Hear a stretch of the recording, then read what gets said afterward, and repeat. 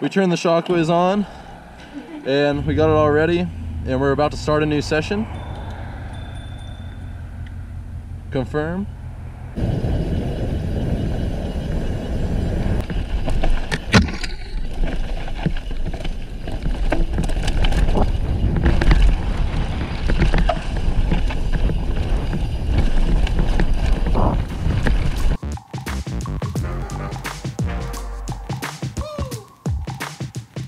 So today we have something interesting. A lot of people have been asking for this, and a lot of people have been wondering what this is. So this is a Quarq ShockWiz. It's meant to tune and adjust your air suspension on your mountain bike. A lot of mountain bikes have really complex suspension systems that have high speed compression, low speed rebound, high speed rebound, air pressure, and volume spacers.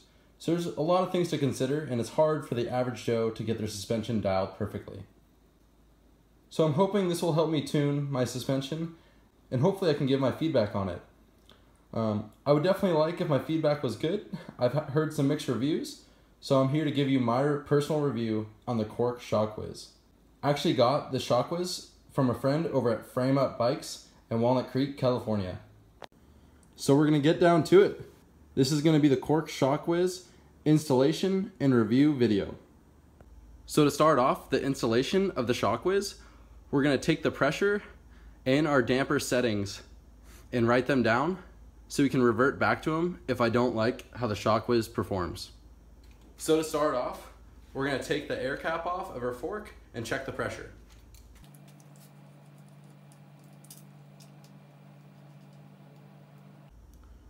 So we're at 87 psi, and now we're going to check the low speed compression.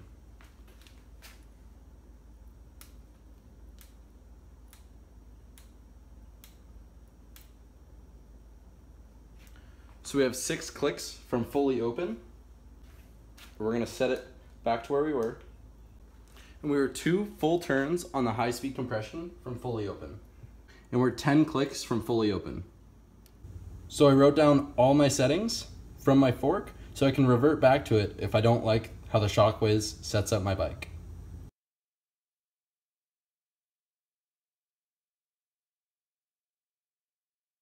So there's 4 different modes. There's efficient, balanced, playful, and aggressive.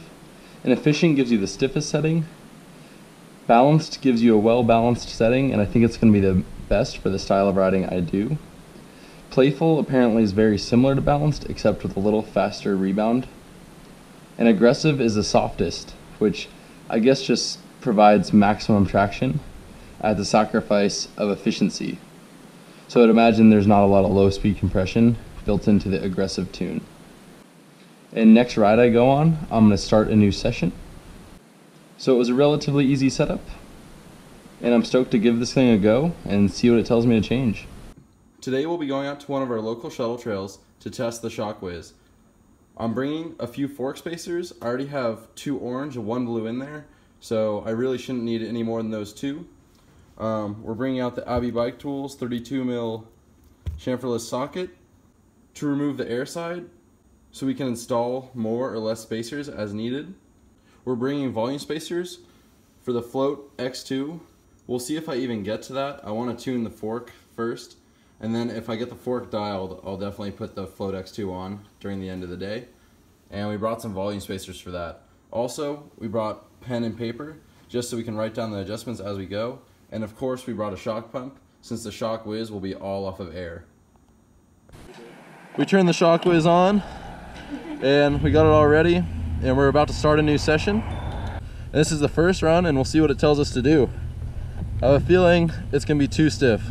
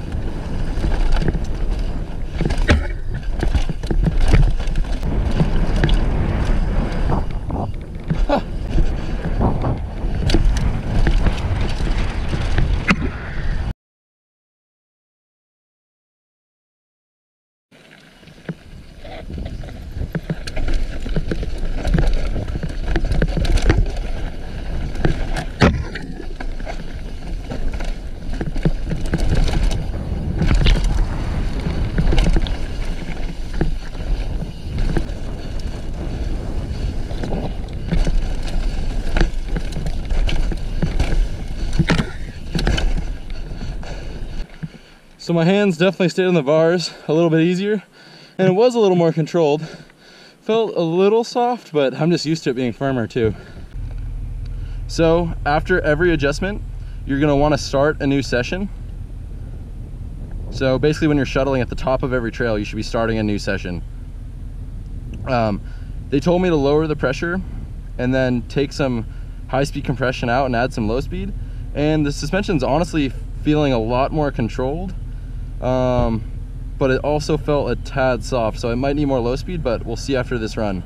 I'm pretty happy with it though. It's feeling better, but it'll take a few more runs to really get things dialed in, and we'll see if I like it better than what I had it. And I haven't even tried adjusting between like playful. So the last run, it had me run 3 orange and 1 blue volume spacer and 78% or 78 psi, and I really didn't like that. I felt like it was super mushy on the bottom. I was off my line the whole way down the trail, and it just wasn't confidence inspiring to me. I'd rather have a rough ride where I know my fork is riding predictably than a soft ride where I'm just diving into things. So I'm gonna do my own thing, try the 3 orange spacers at 82 psi and see what it says. And I'll fine tune it from there, but I really did not like going softer. For a reference, I weigh around 190, 195 pounds, and it did not feel good going below 80 psi. Ideally, you would probably want to go for like a full ride, I would imagine, rather than just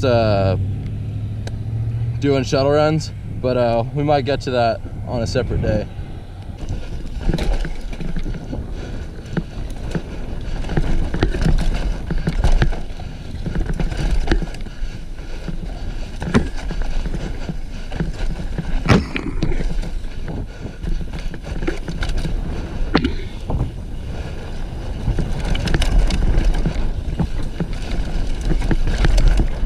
Got 80% confidence, not ideal, but okay. So we're on balanced. Still says to take some air out, but add ramp. So I don't know how I feel about that. I kind of like where the air pressure's at, and I kind of like the ramp it's at, but yeah, maybe I can try that. Remove air and add spacers. Rebound is good. Can't believe high-speed compression still needs to be softer, but that might be because the air pressure's off. And bottom out resistance says remove resistance, which it's asking me to add spacers but remove resistance, so I'm not really sure what that one's about.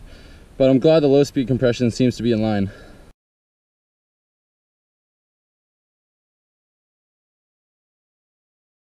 So we got the ShockWiz on the rear shock right now. We switched over to the Float X2. Thank you for knocking the frame and scratching it. Only problem is we only have the fork hose, so it looks pretty ghetto on here, but we checked the clearances and it's not gonna hit. But yeah, we switched the Float X2 out from the DHX2 coil. So yeah, we can try and get the ride as good as ShockWiz says it should be. So this is the first time I've been on an air shock in a couple months. But yeah, it used to feel good, so it should feel good again, right? Look how cinematic it's gonna look when I'm like, oh yeah. So soft. Same trail, but air shock this time. I like my coil.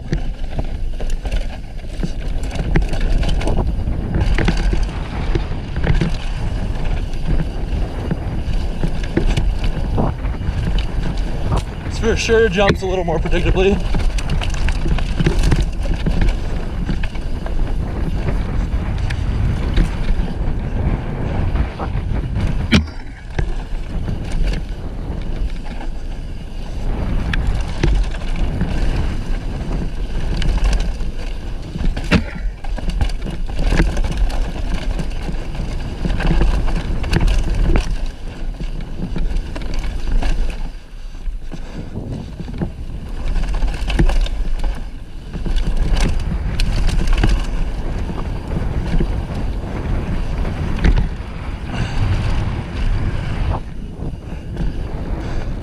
Maybe the shock is better. Yeah. I felt way more confident into the chunder. Really? Yeah. I'm doing the hose on top, right? Maybe. But when I got off this, I thought the coil was like legendary.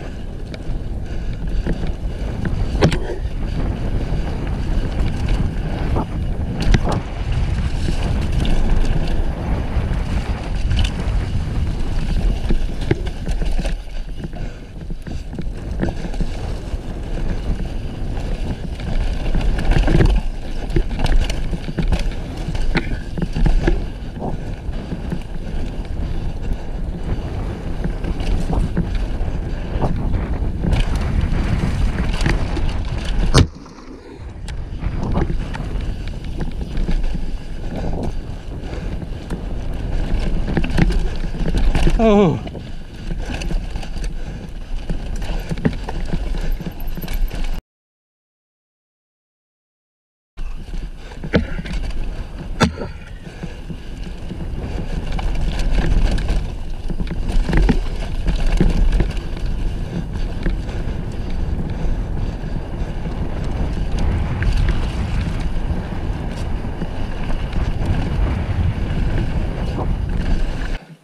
Well, the air felt really good. I think you're fast on it.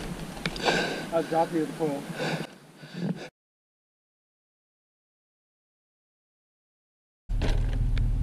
So this is run number 2 on the air shock. First run, it was actually almost on point. All it said was turn my low speed compression down, like 1 or 2 clicks.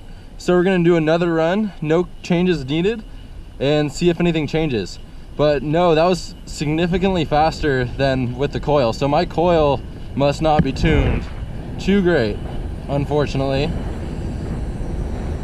Little soft feeling, but maybe I'll get used to it.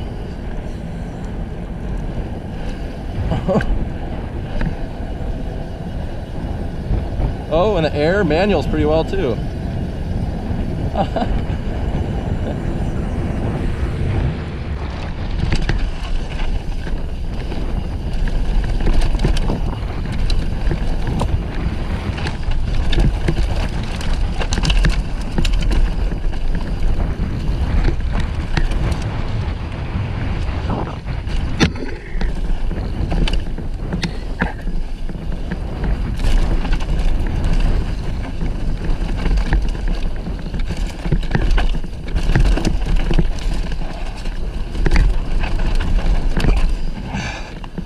Came in too hot.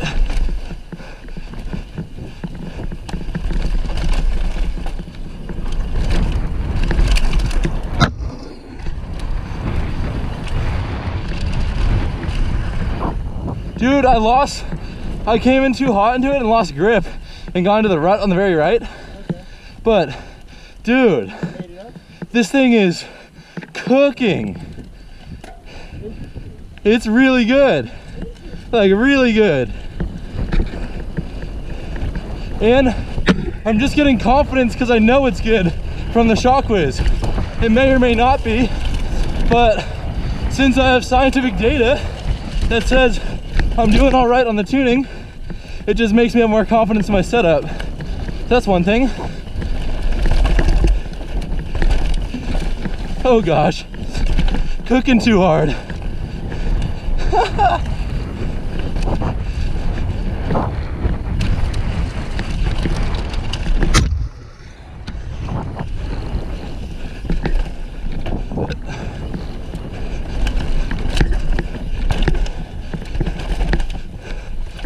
I saw the shit on that corner. The one where you like scoot left and I think I'm looking good on video. Dude, it feels like I can ride a bike again. So we put 1 click of compression back in towards closed. So now we should be on the ideal setup. Well, we'll see what it says at the bottom. So we're finally done with the ShockWiz testing for the day. I only had it for 1 day. We got about 15 to 20 shuttle runs in. Unfortunately, no climbing, so this is definitely one of the more downhill orientated uses of the ShockWiz. I probably should have done more pedaling, but usually that would just be low speed compression on the rear shock. But the Yeti pedal's so good anyways that it should be fine. But if I notice any like extreme bob, I might bump up the low speed compression a little bit on the rear shock. But what I find is interesting is I know I had a stiff setup, but you always think stiff is fast. So after ShockWiz on my fork, I actually dropped 7 PSI. I added 3 clicks of low speed compression, but I really backed off on high speed compression. I had 2 out of 4.5 of the possible turns on the high speed compression before, and I backed it off all the way, so I'm almost fully out on high speed compression, but my rebound stayed the same. I have slightly more volume spacers. The third orange is just a tiny bit bigger than the blue, so we have a little more bottom out resistance. But I was surprised. ShockWiz actually told me to go quite a bit lighter on the PSI for the balanced tune, which is one of the stiffer tunes they make. And I dropped it down to like 78, 75. It felt horrible. My bike just felt like it was diving. I felt like I couldn't keep a line. So for me, I feel like the fork is pretty personal. Like, I feel a lot of the bike through the fork. I like it feeling stable. I like it riding high in its travel. So that's why I ended up with having a little bit more pressure than recommended. When I went below, I couldn't even ride down the trail at speed. I just get all over the place. And then it would actually recommend me to drop the pressure, which is hilarious. I was riding so slow, it told me to drop the pressure even lower. So yeah, I kind of had to do my own thing on the fork. But that being said, I think it's really good for the shock. But the point I want to bring up is that the fork and shock usually want to be tuned differently. My fork, I want to run a lot less sag, maybe like 15%. And then in the rear, I want to run a lot more sag, maybe like 27 to even like 35% in the rear. So that rakes your bike out a little bit more and makes it descend a little bit better, in my opinion. I think you can always manhandle the front end and make it feel good, but it's really hard to ride a stiff setup in the rear and have it track. So that being said, I think the ShockWiz worked amazingly for the rear shock.